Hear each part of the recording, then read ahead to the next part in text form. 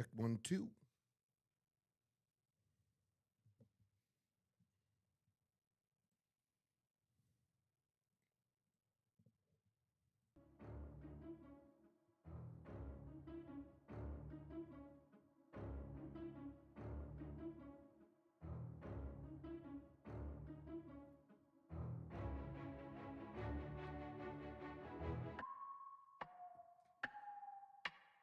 This doesn't end well unless it ends.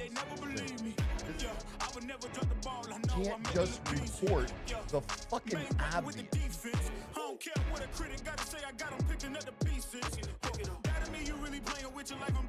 Just a motherfucking jump. Just go. Jump and go we will. This is the Outlaw Apostle Podcast. I'm your host, Troy Neff. I'm the fucking guy and the other fucking guy in the room. The podcast producer. The man that makes it happen. Leo, good morning. Good morning, Troy. How you doing today, man? I am good. The weekend seemed to just fly by so fast, though. It did. I agree with you there. I feel like I got nothing done over the weekend. We started out Friday night, headed to the ASU Arizona game. You know, it was our first one. You know, I've been here 3.5 years now, and I've been to several games at Arizona State. Been to one at Arizona, but this is the first time I've seen the rivalry, the in-state rivalry between the two teams. And in Tempe, you know, at Arizona State, I got to say that my experience so far is, I think Arizona fans, having been there last year when they played Colorado. So I've seen Colorado play Arizona State and then also play Arizona. It was much better than driving to Colorado, flying to Colorado, just see Dion and the Buffaloes. Well, the Arizona fans are just nicer fans than Arizona State. That's just and overall you know, we go to lots of college football games and go to games of even teams that we're not even fans of just because we like football. You know, we've gone to multiple bowl games and did that last year, and we're doing it again this year. But I do have to say, overall, some of the best fans that I've encountered, and all the time I've gone to college football games for over 30 years now, I put Arizona fans right near the top of the list. They're not assholes. They're not dicks, you know, for the most part.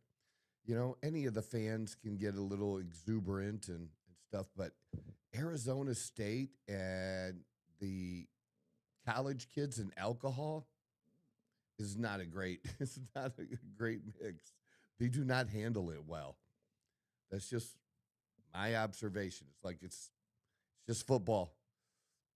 It's just football. We're just all there to have a good time. And the game itself, actually, you know, with the final score being 23-7, it should have been 50-7, honestly. But Arizona State could not capitalize on Arizona's mistakes. And the Arizona did not really, honestly, did not play that well. It's just Arizona State played that much worse, I guess. It really was not, from a technical point of view, it just really was not a great game. Just with all the mistakes. It's the last game of the year. Just certain things you should have worked out over the course of the season. And so that's kind of my thoughts on that. I did enjoy it, you know, that being our first one. And our parking spot that we found last game that we went to, it worked out. It worked out this time too. So we found a secret parking spot that is close and that we don't even have to pay for. It works. So that's not a terrible thing either, because it does get crowded down there. That is a lot of traffic. But good time. We still had a good time. Saturday, that was all football too for Dawn and I. Dawn's just as big a football fan as I am, and she's not like she is a very unique amongst women. There are very few women that like football and get into it as much as she does that I've met, anyways. Besides, the only one person that I know that's really into it like that is my daughter. And Alabama gave us a little bit of a scare on Saturday in the Iron Bowl. They were playing their rival, Auburn. And so, Auburn didn't have a great season. But, in those type of rivalry games, you just don't know what's going to happen. And Alabama started out really good. And over the course of the third quarter, Auburn made a nice comeback to really make Alabama earn it, and that's what they had to do. Enjoyed watching Vanderbilt. I'm going to be disappointed that it's not likely, based on everything that we know now. There are championship games, league championship games that have to be played yet. Conference championship games is what I mean when I say league. So there's conference championship games, but how people view them is if you lose, especially if you're a big school, like Alabama and Georgia are playing in the SEC championship game. And Georgia, 100%, would be in if they lose to Alabama, but that would be their second loss to Alabama. And that's another thing I don't like about this whole championship game, too. There would be a possibility that Alabama beats Georgia. They're both going to be in the playoffs, and that they might have to see each other for a third time. Two of the best teams, two teams that have been in the top 10 most of the year. Alabama fell out for a minute, but got back into the top 10. They have the most wins against ranked teams of any team in college. But it's just something that doesn't feel right. You shouldn't have to beat the same team, a very, very high-quality team, 3 times to win a championship. There's just something doesn't feel right about that. But that's exactly what the setup is. There's a lot of weird things like that. And the other thing they changed is with these other conferences, besides your Big Four, that even if they're not these conference champions, even if they're not ranked in the top 12, they are going to get the 11th and 12th spots. So you pull that out, and then you look at things, it's really the top 10 besides those 2 schools, because they're not ranked 11th and 12th. And so you look at that, and there's some really good teams that are ranked 11, 12, 13, 14. Vanderbilt is one of those teams. They played a great game again this weekend. They've been fun to watch, and I think their quarterback, hopefully, my opinion anyways, I don't know that he's the best quarterback in college football, but I could make an argument for it, and I think a whole lot of other people could too. They're really talking about Sayin from Ohio State right now, and also the quarterback Menendez from Indiana are the 2 ones that they're mostly talking about. You did have Tyler Simpson being talked about for a minute, and of course, Notre Dame running back Love is just phenomenal. If I had to vote, he would be my number 1 pick because there's amongst the top quarterbacks right now, nobody really stands heads and shoulders above everyone else. Where Love to me feels like that really special kind of player, but certainly that Diego Pavia for Vanderbilt deserves to be in that discussion and deserves to, make that trip to New York, because it's an honor to go to New York as a potential Heisman Trophy winner, being in the top 5 or 4, or, whatever place you want to give him, that's an honor too. So even if you don't win it, and certainly he's earned it over the course of the year and been consistent, been solid. He reminds me a lot of Baker Mayfield, just that cockiness and running the ball and when he decides to run and just the emotion he plays with. It's fun to watch and to see a team that, I mean, Vanderbilt is one of those really smart schools, kind of like a Stanford, and not there's it's not often that the very smart schools that they have teams that are some of the best in the country. I mean, you do have that in basketball with Duke, right? Duke is also one of those schools known as a very smart school, but they, do very well in basketball on a regular basis. But Vanderbilt, yeah, this is their best season ever. First time they've ever made it to 10 wins.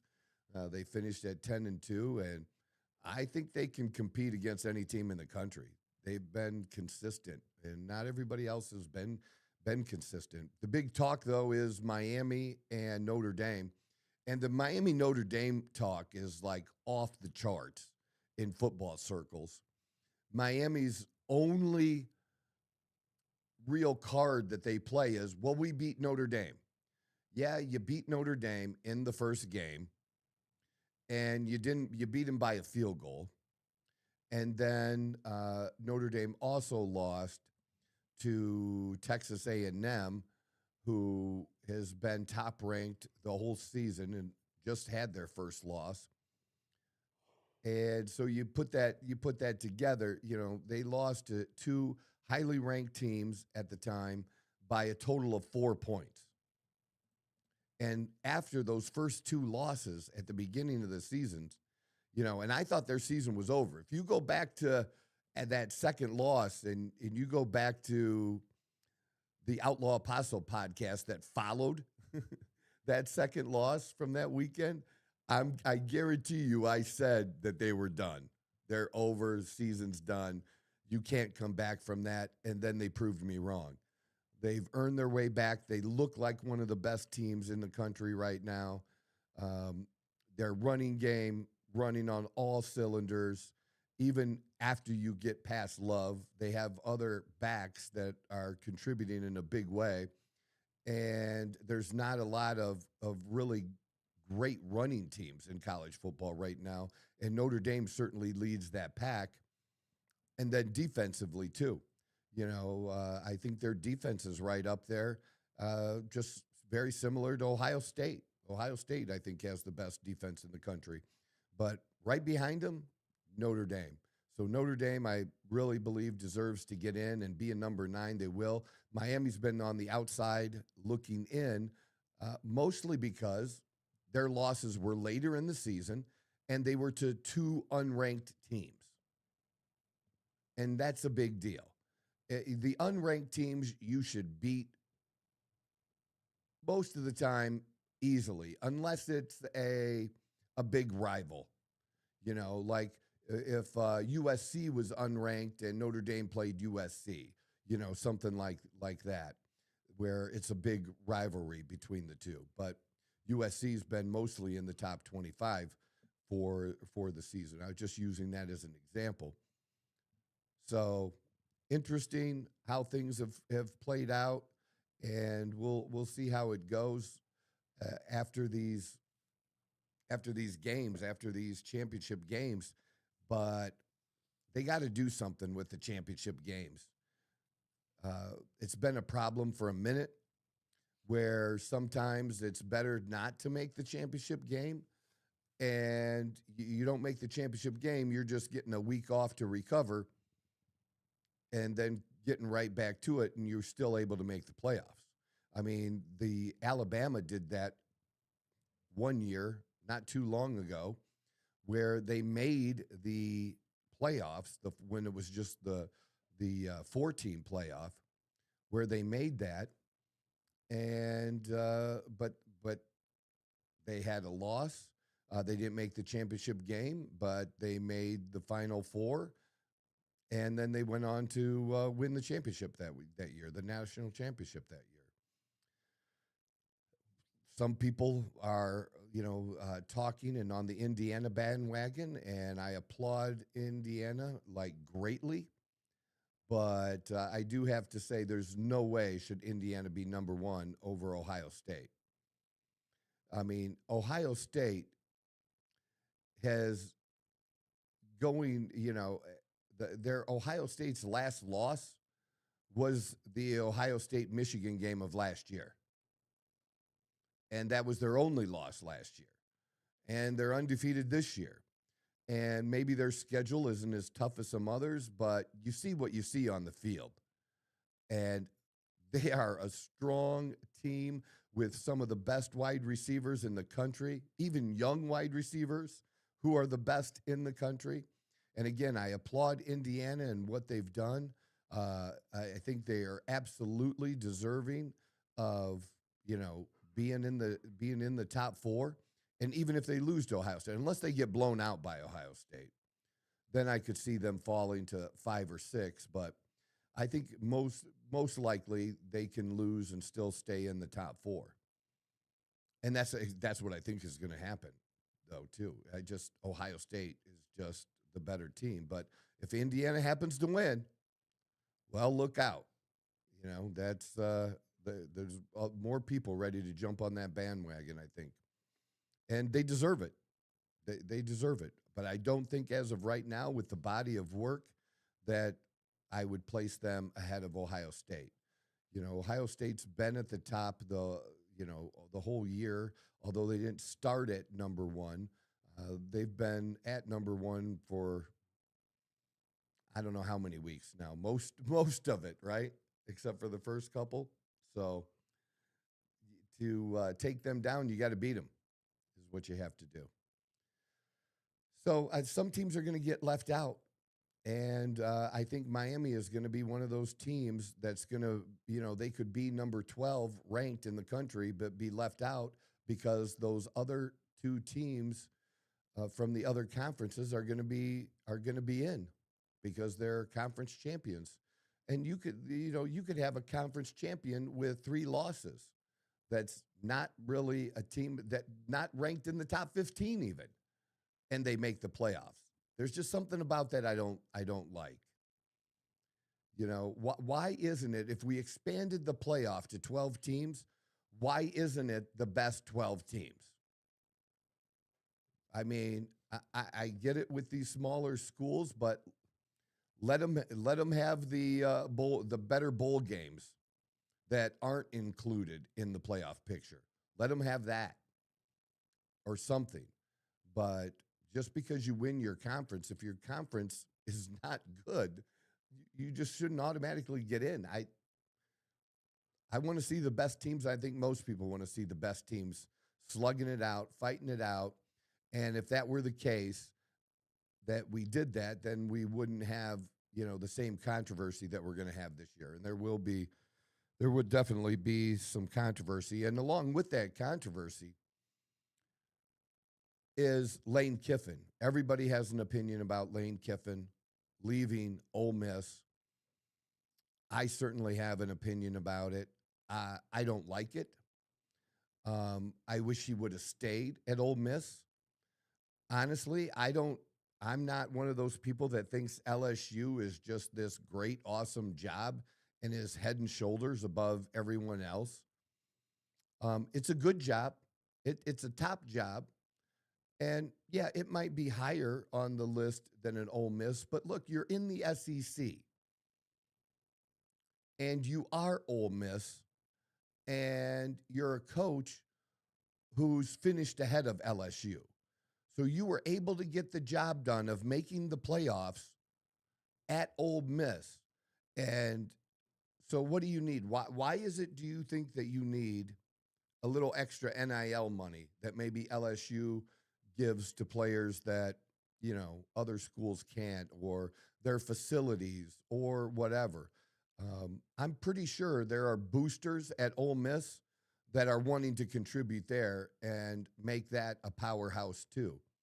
And to me, if you could turn Ole Miss into something. See, the SEC is just different, and it's different than the Big Ten. You know, it's nice that we have Indiana that stepped up the last couple of years. It's great that Oregon has been a great added addition to the Big Ten, USC even, although they haven't made as big an impact yet as Oregon, that they're becoming a deeper conference to compete and be more equalized to the SEC. The SEC, Big Ten fans don't like to hear it, but the SEC is just a better conference, and the stats prove it out because you've had two Big Ten teams win the national championship in the last 25 years, and that's Michigan and Ohio State, and Ohio State's won multiple. Ohio State is the team that is in that top circle, like an Alabama, a Georgia. Clemson was. They've fallen back, but definitely, you know, the Alabamas, the Georgias, Notre Dame, they're right there. But when you look at it a little bit bigger and you look at what the SEC has done, they've had uh, way more teams win the national championship in the SEC over the last 25 years. It's not just Alabama. Yes, Alabama has won quite a number of them. And so has Georgia won multiple. And so has LSU, I think, has won two in the last 25 years. You had Florida with Tim Tebow and Urban Meyer win two. So, and Auburn won a national championship. So you can name these other schools. That's just what makes the SEC so competitive and such a tough conference. And we just haven't had that anywhere else, not at that same level. And I'm just bringing that up to point out for Ole Miss. Ole Miss can now can potentially join that group. They have as legitimate a shot as anyone else to win. But what are their chances now with Lane Kiffin taking the job at LSU? Now, I think the school made a very good move. They hired a permanent coach already. They just promoted from within, also part of the Saban tree. And he was the defensive coordinator, Pete Golding, the defensive coordinator. And it seems the players are happy about that. And so I think with at least that aspect of it, I think that the committee is not going to penalize Ole Miss as far as seeding goes by losing the head coach, where you think that might make a difference. Just like losing a quarterback could make a difference, right? Those are things that can definitely happen. So that's where we're at with this. He's going to get a $12 million paycheck, and I think he was at 9. You know, everybody prays about everything. You know, I'm a Christian and I believe in this, but you know, just some of the ways the words were put, I don't know if it was meant to be taken that way. I was just reading it, and so not hearing Lane Kiffin say it, I don't know exactly what to think of it, but God wants you to have the 12 million versus the 9. I'm sure Ole Miss was prepared to maybe, if not match, come close to matching that offer. That was just my guess. I don't have any inside knowledge on that, but yeah, I would have liked to see him stay. Can you imagine? That's the one thing you dream of, is getting a chance at a national championship. And the 12-team format, you know, is new. We're only in the second year of it, but that's the standard now. That's the standard for coaches, is how many times you can get there. Like it used to be, how many times could you win the league championship, you know, and at least compete, you know, for a national championship. But, you know, it was only the small top 6, 7 schools that really had a chance to make the top 4. And so there you go. There you have it with that. But now the standard is the 12. and you get there in the second year of it. You built this program for 6 years and do a very good job redeeming yourself from other spots where maybe it didn't go quite as well. And then you get your team there and you walk away. I just can't imagine. That's got to be so fucking hard and hard on the players.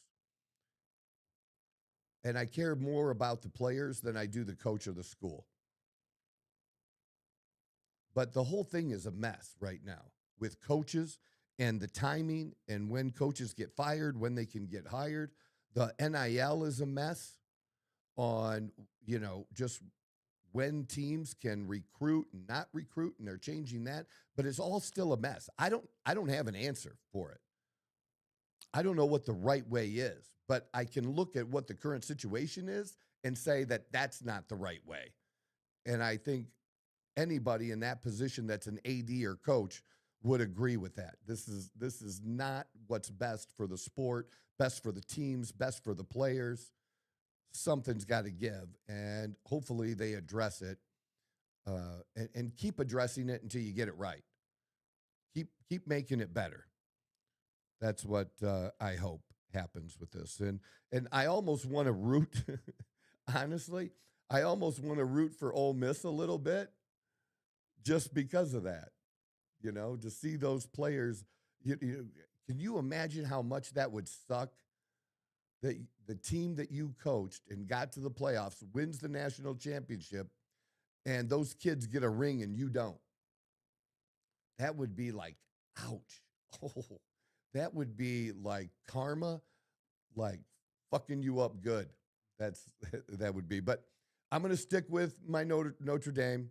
I'm going to stick with Alabama, even though they have disappointed at times. They're there now, and we'll see what happens. But that loss a couple weeks ago just really, really sucked when I thought they were really solid and ready to make a run into the playoffs. But that's been with a lot of teams this year. And the one I think that actually, I think we could actually see a repeat. We could see a repeat depending on how the seeding goes. And hopefully they're not in the same bracket. And I hope the committee takes that into consideration and making sure they're not in the same bracket, but that we could see a repeat of Ohio State Notre Dame. Wouldn't surprise me one bit. Wouldn't surprise me at all to see those two teams play each other again. And either way, no matter who gets in, we're going. We're going to be at the game in Miami. I've gotten the tickets. I've booked the flight. And my friend of mine is working on a room for us. And if you're a friend of mine and you want to go and you want to snag yourself a ticket, it looks like the room that we're going to have at the Four Seasons is going to be like an apartment, like a small apartment. It's going to have 2 bedrooms, full-size bedrooms, masters, and a big living area too. So very easily for 4 people and privacy. Otherwise, Dawn and I will just take up the whole place ourselves. And for the money, do I need something that big? No. But if I can, I'm not going to turn it. I'm not going to turn it down, not by any means. Especially as we get closer and things get more and more expensive as people make decisions to go to the game. So looking forward to that and the semifinal game. We will be at the semifinal game, the Fiesta Bowl, here in Phoenix. So that'll be fun as well. So we're ready to go with the rest of the season. I think there's 2 or 3 more home games for the Cardinals too. Did you see what the Cardinals did yesterday? Good Lord, Leo, it's just crazy. I just expect it now where they get, we went for a bike ride yesterday, motorcycle, Harleys, with a friend of ours, Brian Hardy, and we go for a ride. We end up in Fountain Hills. His girlfriend meets us there, and But we get in, and it's the end of the first games that are going on, and the Cardinals are like down by 3 with a minute and a half to go, and they have the ball. So it means they have a chance, right? And that's what they do almost every time we go and we follow these guys. They get to the point where they have a chance, and then they blow it. Sounds about right. It sounds right. Now you went. Did you go to the NBA game you were talking about? Yes, I went to the Nuggets and Suns game. Same thing. Suns were up like the first like 10-ish minutes. Yeah. And then it just went downhill from there. I was following it on DraftKings. Yeah, it was still fun to go watch and stuff like that. I'm a big Nuggets fan because I like Jokic, I like Gordon, I like Murray. Like the team they have is a solid team. It's my second team as of right now. So I have my Suns, then the Nuggets. So yeah, it was enjoyable to see them either way both for me. play. That's Exactly. kind of cool. Exactly. So it was really cool. That's good. Really enjoyed that one. Yeah, yeah. We haven't gone yet, but we will. I mean, overall, the Suns are playing better this year, and I don't know how it's happening. A lot better. They're actually, I don't like to give them too much confidence because you never know with Arizona teams. Right. But the Suns, they're looking good this year. They are definitely looking very good. Yeah, because last year was such a disappointment because they had a talented roster that just didn't get the job done. Yeah, unfortunately. I mean, but again, that's just comes along with the title of an Arizona team, I guess. It does seem like that a little bit. And that's why I think most people that move here, will root for the Arizona teams, but they keep their original teams as their number one. Oh, yeah. Which is what Don and I do. I mean, our original team is the Steelers. My original basketball team is the Lakers. I've been a Lakers fan all my life, like pretty much about the same amount of time as Steelers. I probably became a Steelers fan in like 4th grade, and the Lakers was probably, as I remember it best, actually paying attention and watching the games in 6th grade. So just about the same amount of time. And so, yeah. But I'll root for the Suns. I like, rooting for the home teams or, here and supporting them. That's why it's nice to go to Arizona State or Arizona, and if I go to Arizona, I'm cool with putting on Arizona gear, mostly because what do I always say? I like hats, so I want hats from them all. Definitely do. All right, so I gotta. You know what? Let's do those catches because yesterday, some phenomenal catches. And I guess there was, 3 just really super phenomenal catches.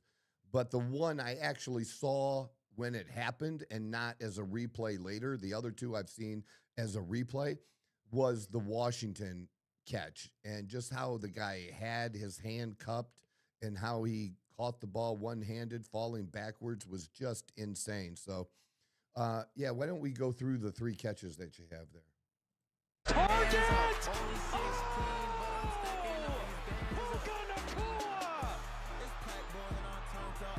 Absolutely ridiculous! Blitz coming, Gino gets rid of it. Wait a minute! Bowers caught it! You gotta be kidding me! It looked like Gino. Oh my God! And he didn't even let it touch. You got to see that one from the camera. This camera. Look at that from that camera angle. And actually, I think the third one is better than Nuka's, simply because he had to use 2 hands, where this is solely one hand bringing it in. Where when you go to the beginning of the first catch, right after this it'll show it. I mean, it's still a great catch. I'm not taking anything away, but it looks like he's going to make a similar type catch, right? But he brings his other hand when the other guy's about to knock it out. And then Brock Bowers, right? I mean, the dude has been nothing but he was a very hyped tight end coming into the league, and he's proven to be as good as all the hype. He just happens to be with a crappy team. So hopefully something works out for him there. Hopefully they get better or he finds a team that could really use him because he's right up there very quickly and early in his career with the best tight ends in the league right now. That's insane. But 3 just phenomenal catches, and none of them for my Steelers. The Steelers have been just wasting Aaron Rodgers. We're now, we were back in the lead for the division before yesterday's game. All we had to do was win the game and keep that lead. Instead, we lost. So the Steelers are 6-6, and so are the Ravens. And with the tiebreakers, that goes to the Ravens. So now the Steelers are on the outside looking in. Not really. They got to win the division. They're not going to get a wild card. They're not going to get a wild card. And this looks a lot to me like another 9-8 year where Pittsburgh just doesn't have a losing season. And Pittsburgh fans are tired of it. In fact, I believe the fans were chanting. I didn't get to see it live, but I will. I won't see it live, but I will watch a replay of the whole game. Like I said, we were out riding. So the fans chanting, fire Tomlin. And I've been a Tomlin backer the whole time. But at a certain point, enough is enough, and something's got to give. And if it's not the coach, what is it going to be? You just, I mean, a little bit of this has to go on management because we made no improvements this year, really. We had 3 mediocre quarterbacks and made the playoffs last year. Now we have a Hall of Fame quarterback who's actually playing not terrible. He's done what he can do, and what you shouldn't have expected more than what Aaron Rodgers has given to this point. But yet we're playing for now. Now is the time. That's what the Steelers organization tells us. We want to win now, not rebuild. That's why you use Rodgers at this time and with the defense you had, and then the defense is not playing up to what they're being paid, for one. You get rid of Minka Fitzpatrick, and you plug in Jalen Ramsey.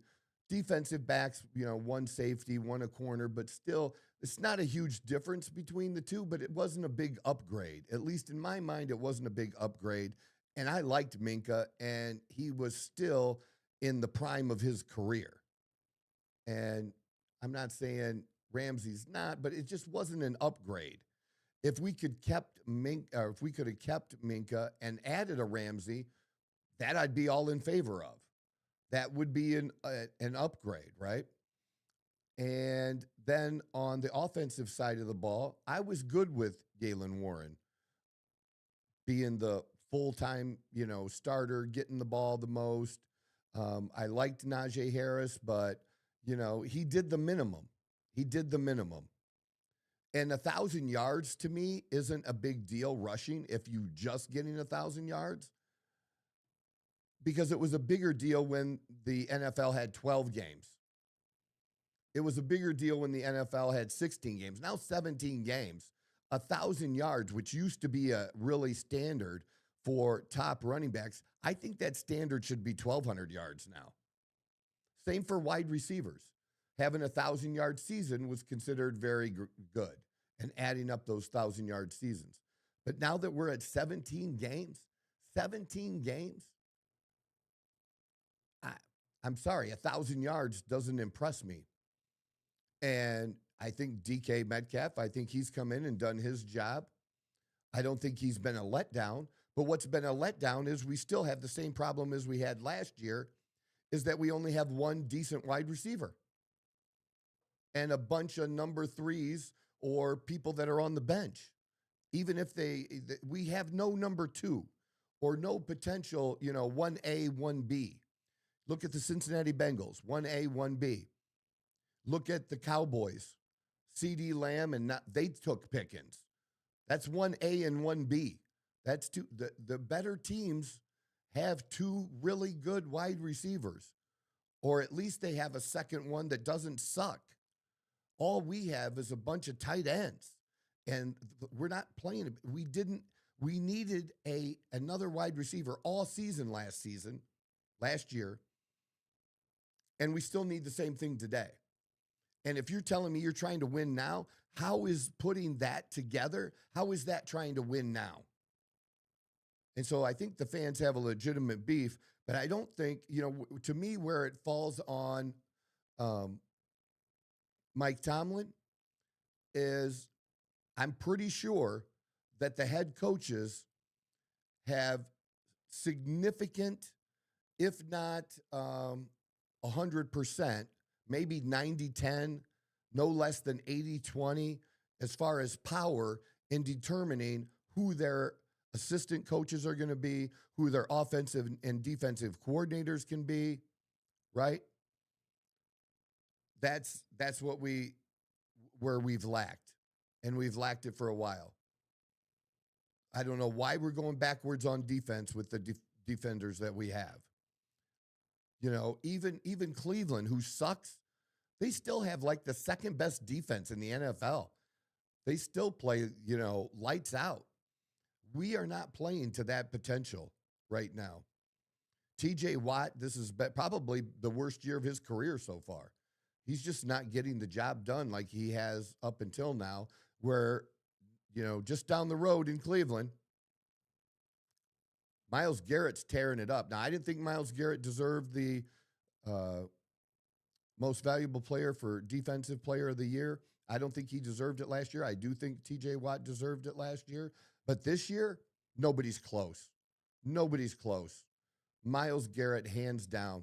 And I'm saying that about a guy who's on a team that I dislike, because I kind of know how to be fair. And in all fairness, their defense is good. They are very, very good. But yeah, we've had shitty offensive coordinators for quite a while now. And that to me falls on Tomlin. Why can't he bring in a better offensive coordinator? And do you know how hard that is on a quarterback? Ben went through it too, where you bring in a different offensive coordinator every year or every other year. You don't get any continuity with and that's what you need. You need that continuity between your offensive coordinator and your quarterback. Now, I'd get it if, we're getting rid of our offensive coordinators because they're not very good.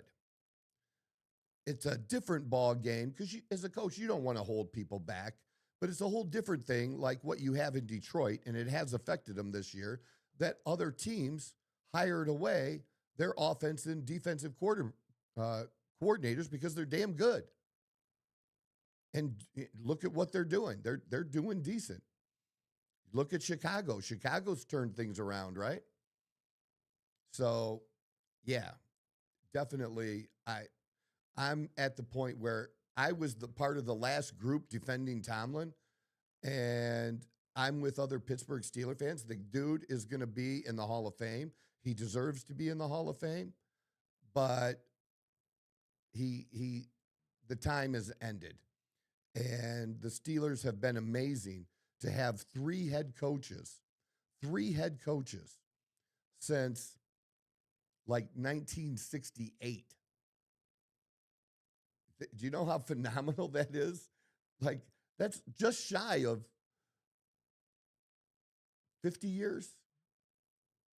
Or let's see, 32, over 50 years.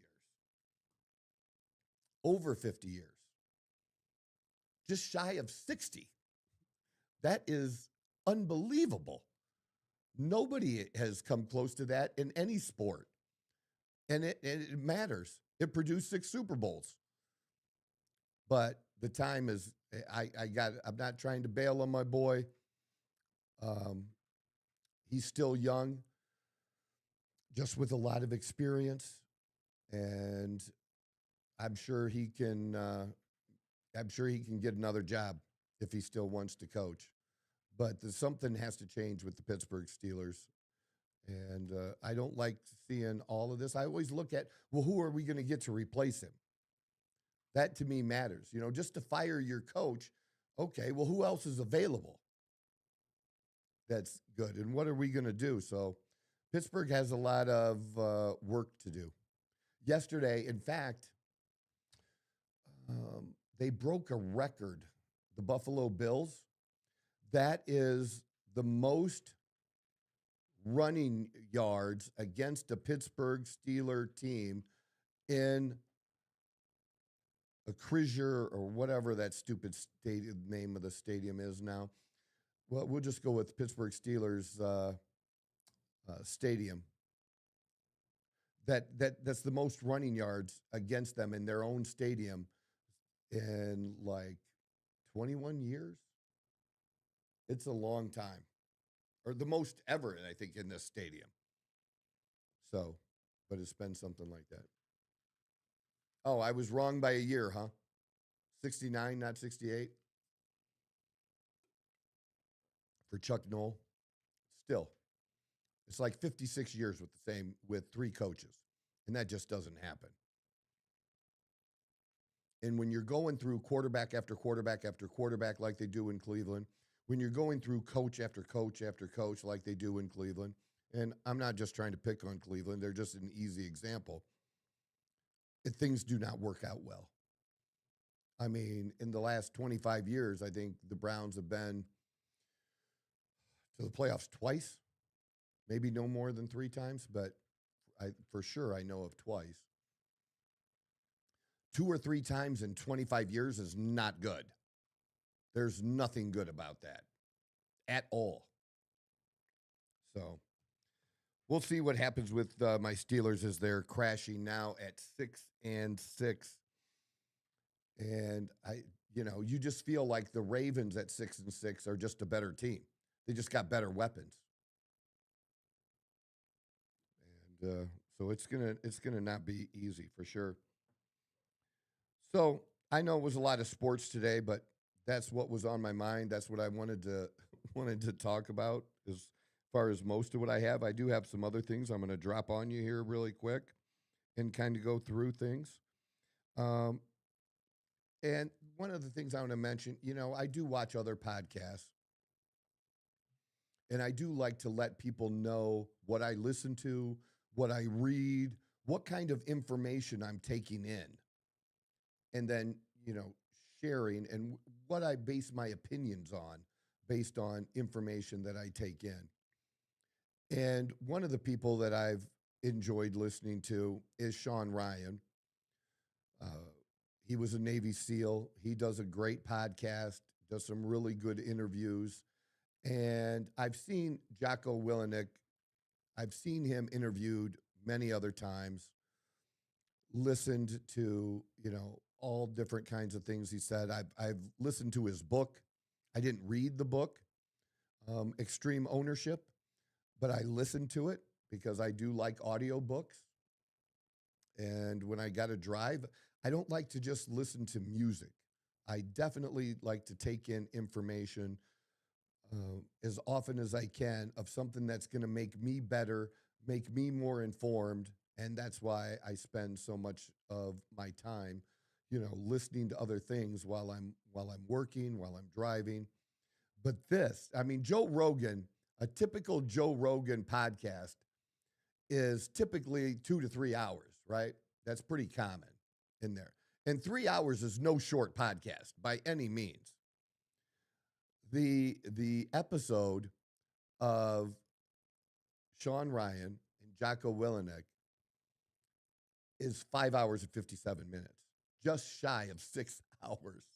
They do take breaks, and they play a little music in there, and they play the breaks so it's kind of a smooth kind of a thing. But yeah, you can't sit there for 6 hours, right? But really, really good, very eye-opening, because I don't think you don't often have military people that will, tell the stories that would be good to know. They keep it to themselves for different reasons, and maybe because of their position, And I'm sure, they have to be careful about, what types of things that they do. And, even when you write a book, if you're going to be writing about specific stories, there is a process where that has to like be approved by the government, that it was okay to say different things, right? But listening to some things, because we have a notion of what was going on in Iraq and Afghanistan and how things were handled and how the military handled things. And we get that from the news. And it's a way different story when you hear Jocko tell it. And obviously, I believe much more accurate. But I think it's good to have that understanding from that perspective, not from the news perspective, but from guys who were there with boots on the ground. And then he has a unique perspective, having been enlisted and then becoming an officer and sharing that. And, from it, what I understand of his story, he had wanted to be a Navy SEAL pretty much from the very beginning, because they were the best of the best, the baddest of the bad. But he wanted to be a Navy SEAL from the time that he entered the military. And it's just a really good perspective. I know it's a long episode, and I've been watching it over last 3 days maybe, and I'm still not done with it, but I probably have about an hour left. But I'm making my way through. And I'd rather do that. If something is good, just like a book, it can keep your attention. If a book's, good, you're going to spend some hours, unless you're a speed reader, you're going to spend some hours, going through the book. Well, you're going to spend some hours going through the podcast. But I would rather do that, and then pick up where I left off and continue with that same podcast, because the information is that good. I would rather do that than just jump around. Now, if I'm listening for the first hour and the first hour is not interesting, I'm not going to assume the next 4 are. But this has been interesting from the very beginning, and just a little bit different perspective of what is going through the minds of the soldiers at these different times that we all saw over, the last 25 years in the military actions that the United States has taken. And so just really, really good stuff. And, I think he has other really good things. And the one thing I share with Jocko is the whole idea of extreme ownership, that even if you don't think it's your fault, it's your fault. And you got to figure out how it's your fault. You got to figure out where you failed, where you could have done better, and then work on that, because that's the only things you can change. Well, this person did this and this person did that. And he tells this story of what they call blue on blue. And blue on blue means that it's our guys, and they open fire on what they think is the enemy, but it's not. It's other guys that are our guys. So it's our guys on both sides firing at each other. And they're trying to kill the enemy, but somebody dies. And when you find out that somebody dies and your own side killed that person, that's got to be the most gut-wrenching thing you can think of, right? And there was a situation like that, and they were able to de-escalate it, but not early enough.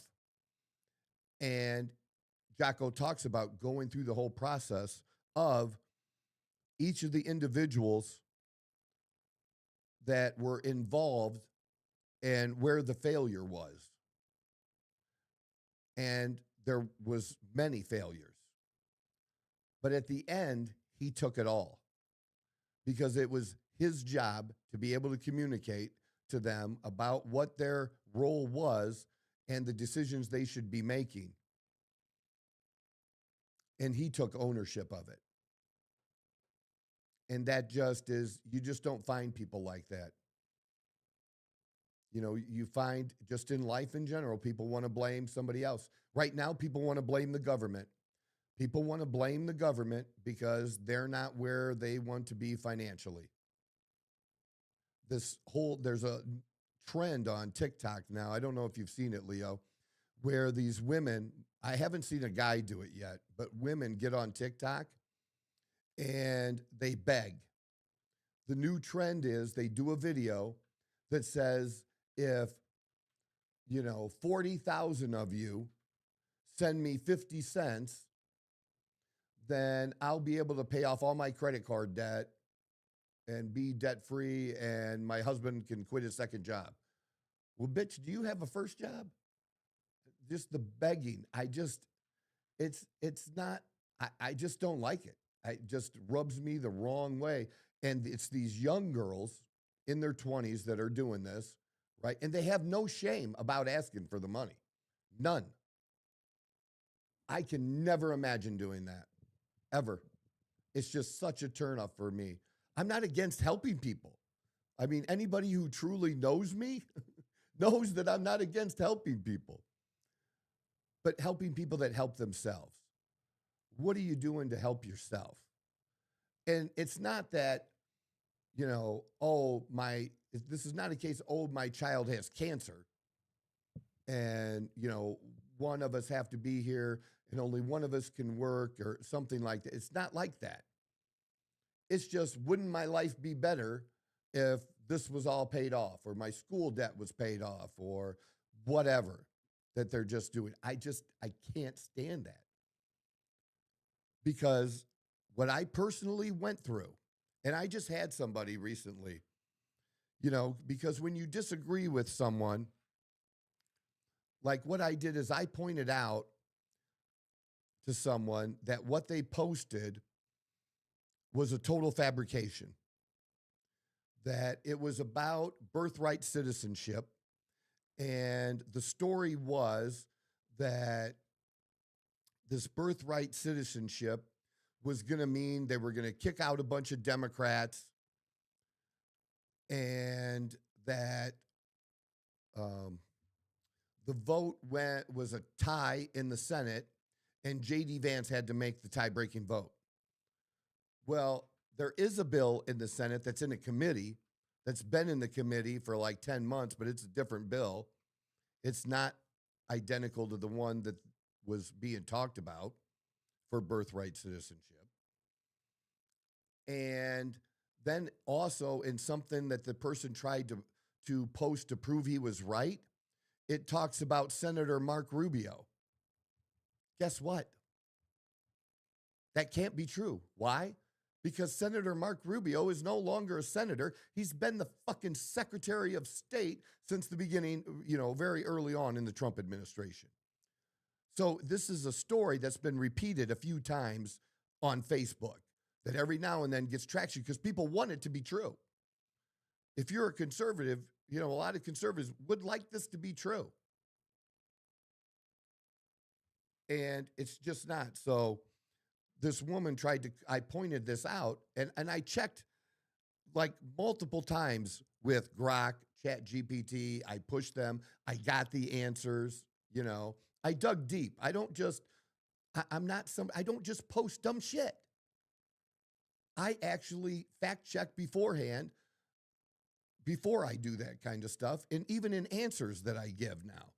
And I'm not trying to attack other conservative people, but I'm trying to help other conservative people. Hey, man, you might want to take this down because it's not true and it's not a good look because it's making it look like we're promoting things that are incorrect. And if you did basic fact checking like I just did, you'll see it's not right. And then they kept doubling down. And then a woman responded, oh, yes, it is true. You just need to, research and just, coming at me and like, bitch, I fucking did. That's how I know. It's obvious you didn't. And it's not like I think I'm kind of right. It's like I'm 100% sure I'm right. Okay, 100. So there's not a question there. It's not my opinion. And I might also like it to be right, but I know that it's not because I went and did the research on it. And so then they look at your page and they try to attack you. And so I'm either going to get a steroids comment or I'm going to get a comment about Lavelle because Lavelle is a multi-level marketing company. And some people think every multi-level marketing company is a scam. And it's not true. There are bad multi-level marketing companies. There are bad ones. There's also bad stores. There's bad businesses. So there are good stores like Walmart that sells supplements. And some of the supplements at Walmart are decent supplements and some are garbage. There are good supplements at GNC, but guess what? Not every supplement they have does what it says it does on the label. They sell supplements that are garbage. I don't know why they choose to do that. They can choose to carry whatever they want. And then there are, marketing companies that have good nutritional products. And there are some that have shitty ones and treat their people shitty and treat customers shitty. Lavelle hasn't been like that. So you can't really insult me with those types of things. There's really nothing you can insult me with because of where I've come from and what I've done. And even though I don't promote Lavelle as much as I used to, I still use their products. I've used their products for over 10 years now. I think I made it to year 11 even, if I'm not mistaken. It's 11 years now. 11 October, end of October. That's what it is. Because I started, I think, 2014. And I started, shortly before I started to get my life back together. And I was able to go from working under the table after I had lost everything to having a union job as a journeyman laborer. And during that time, I not only did that job, I also built a business. I didn't get to the highest level at Lavelle, but I got to the 80K level. So, my best year with Lavelle, I made over $80,000 in commissions, along with me working full time and making, I don't know, between 60 and 70 as a journeyman laborer, right? $25 an hour. And I was now making more than what I made at the journeyman laborer's job that I was able to leave and things just worked out. But that helped me on my comeback. It gave me a foot up. And I didn't, I was broke. I was, back where I owed probably a gas bill or electric bill. I was like 3 months behind or something like that. I was broke when I decided to join Lavelle. And I wouldn't join until I tried the products and that I believed in the products. But I just, and I didn't have the money to join Lavelle. And it was, you can join with nothing, but I wanted to be able to take the products if I was going to promote something. Right from the beginning, I wanted to do that. And so they had one package for $200, basically. So you could start your own business for $0, or you could start your own business with $200.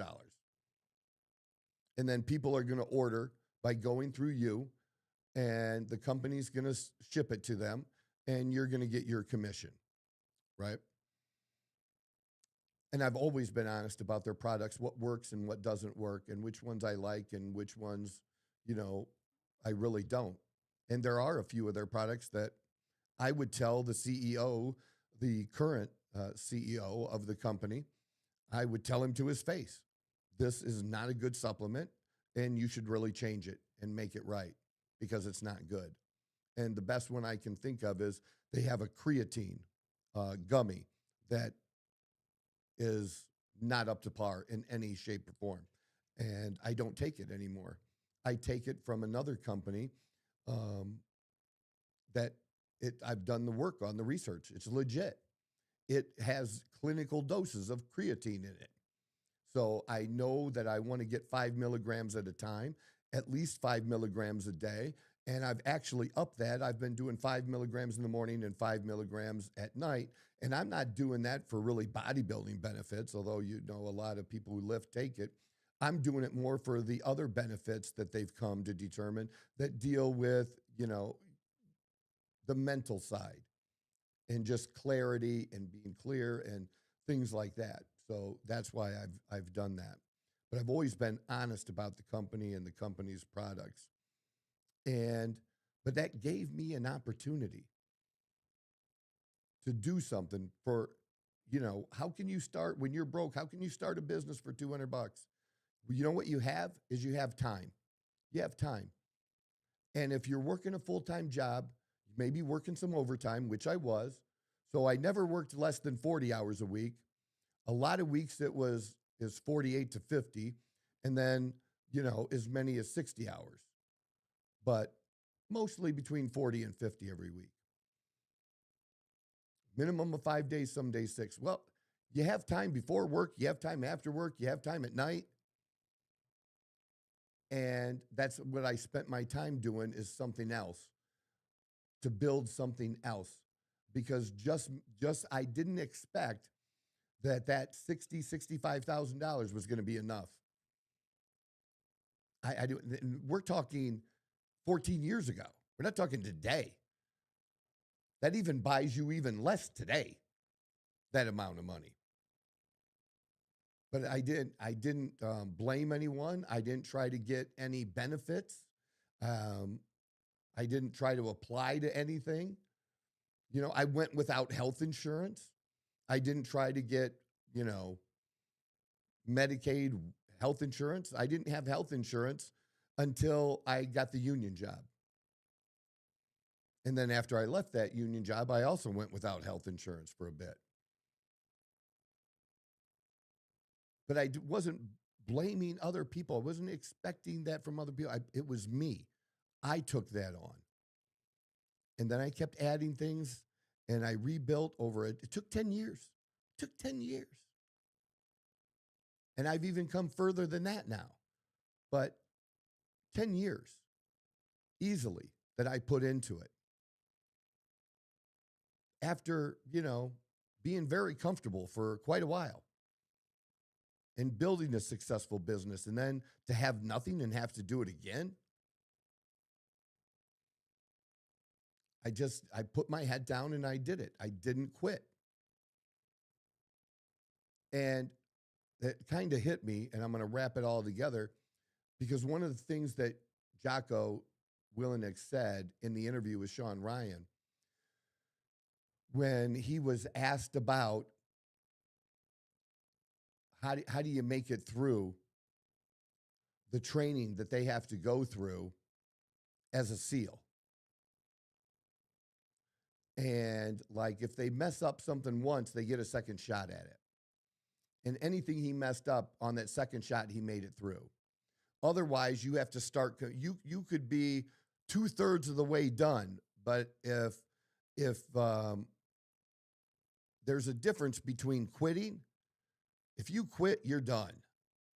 But if you don't quit and you just don't meet the mark on something, then you can come back through and try again. And when he was asked by Sean Ryan, who was also a SEAL, what the secret was, don't quit. That was the secret. It's okay to fall out and have to start over again. Those guys tend to make it. The guys that make it are the ones that don't quit. The guys that quit, obviously, that's failure. That's failure. Just don't quit. And that's something, I don't know how I knew it or where I learned it, but that's just something that's been inside of me. It feels like my whole life.